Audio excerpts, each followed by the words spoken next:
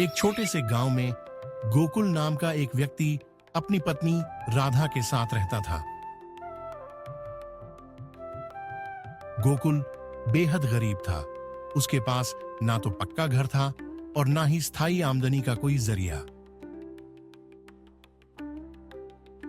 वह दिन भर मेहनत करता, कभी मजदूरी करता, कभी खेतों में काम करता, लेकिन 2 वक्त की रोटी जुटाना भी मुश्किल हो जाता था। गांव के लोग उसकी गरीबी का मजाक उड़ाते और उसका सम्मान नहीं करते थे। जब भी गोकुल या उसकी पत्नी कुएं से पानी लेने जाते, गांव के लोग उन्हें ताने मारते, उन पर हंसते और कई बार तो उन्हें वहां से भगा भी देते। लेकिन गोकुल ने कभी किसी से बदतमीजी नहीं की। हमेशा धैर्य और ईमानदारी से अपने हालात का सामना करता रहा। एक दिन जब गोकुल की पत्नी बहुत उदास थी, उसने रोते हुए कहा, हमने कभी किसी का बुरा नहीं किया, फिर भी गांव वाले हमारा इतना अपमान क्यों करते हैं? गोकुल ने मुस्कुराते हुए उसका हाथ थाम कर कहा, तुम देखना, एक दिन यही लोग हमारी इज्जत करेंगे और हमें सम्मान देंगे। हमें बस मेहनत और ईमानदारी का साथ नहीं छोड़ना चाहिए। गोकुल की ये बातें सुनकर उसकी पत्नी को थोड़ा संतोष हुआ, लेकिन मन में चिंता बनी रही। कुछ दिनों बाद गांव में एक बड़ा मेला लगने वाला था। इस मेले में शहर से बड़े व्यापारी आने वाले थे, जो अपनी दुकानें लगाकर अलग अलग सामान बेचने वाले थे। पूरे गांव में उत्साह का माहौल था। बच्चे खिलौनों के सपने देख रहे थे, महिलाएं नए कपड़ों और गहनों की बातें कर रही थीं, और किसान अपनी फसलें बेचने की तैयारी में जुटे थे। गोकुल को भी उम्मीद थी कि शायद इस मेले में उसे कुछ काम मिल जाए। वह कई दुकानदारों के पास गया, लेकिन किसी ने उसे काम नहीं दिया। गांव के लोग भी मजाक उड़ाने लगे, अरे गोकुल, मेले में काम ढूंढने आया है, यहां कोई तुझे काम नहीं देगा। आखिरकार मेले का दिन आ गया। पूरा गांव रोशनी और सजावट से जगमगा रहा था। जगह जगह दुकानें लगी थीं, मिठाइयों की दुकानें, कपड़ों की दुकानें, खिलौनों के स्टॉल और खाने पीने के कई ठेले। गोकुल भी वहां काम की तलाश में इधर उधर घूम रहा था।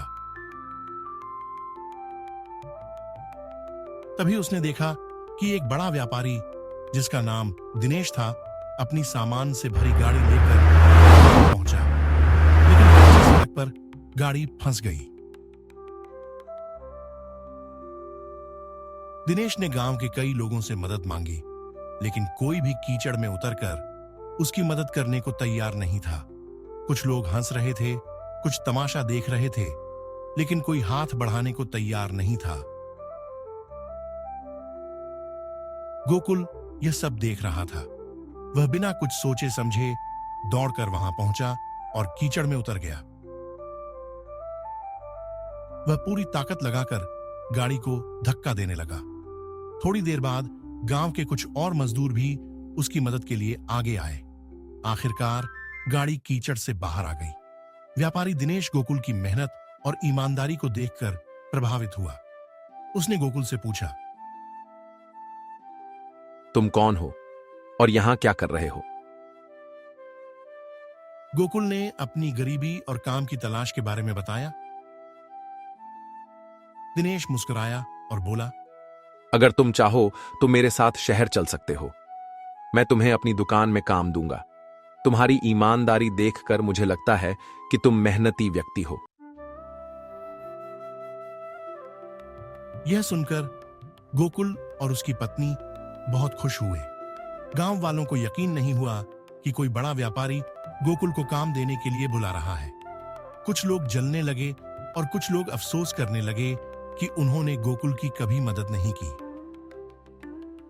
कुछ दिनों बाद दिनेश अपनी गाड़ी लेकर गोकुल को लेने आया। गोकुल और उसकी पत्नी ने खुशी खुशी अपना सामान समेटा और शहर के लिए रवाना हो गए। शहर में दिनेश ने गोकुल को रहने के लिए एक अच्छा सा घर दिया और उसे अपनी बड़ी दुकान में काम पर रख लिया। गोकुल ईमानदारी और मेहनत से काम करता और जल्दी ही उसने सारा काम अच्छे से सीख लिया। धीरे धीरे गोकुल की मेहनत रंग लाई। उसने दिनेश की दुकान को और आगे बढ़ाने में मदद की। वह अब अच्छा पैसा कमाने लगा था और उसकी पत्नी भी सुखी थी। कुछ महीनों बाद जब गांव वालों को गोकुल की सफलता के बारे में पता चला, तो वही लोग जो उसे ताने मारते थे अब उससे मिलने शहर आने लगे।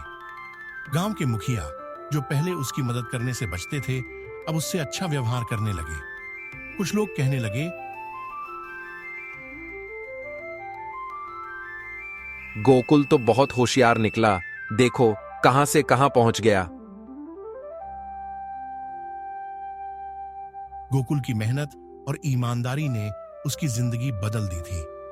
अब वही गांव वाले जो उसे तिरस्कार करते थे, उसकी सफलता की मिसाल दिया करते थे। गोकुल ने यह साबित कर दिया कि हालात चाहे जैसे भी हों, अगर इंसान ईमानदार और मेहनती हो तो एक दिन सफलता जरूर मिलती है।